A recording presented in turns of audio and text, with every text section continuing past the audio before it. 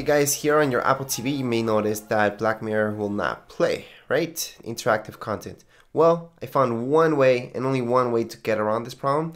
It's not the most convenient, but it's the only way to play this on your Apple TV. So what we're gonna have to do is AirPlay. You guys are gonna have AirPlay from your computer.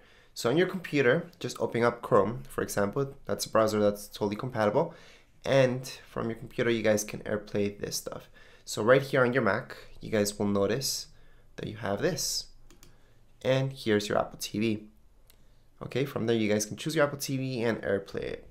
So at this point, I'm just gonna click there.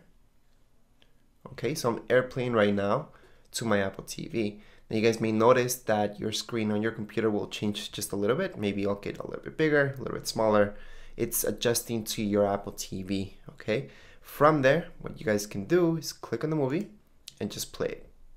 And that right now is playing on my Apple TV, okay? So I'm AirPlaying this. I can just make it full screen. And there we go.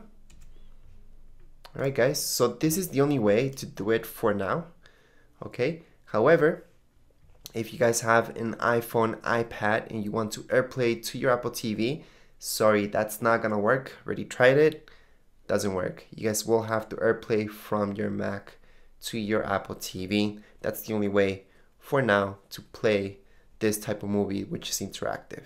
Anyways, if you guys have any questions, comments, you can write them down here in the comments area.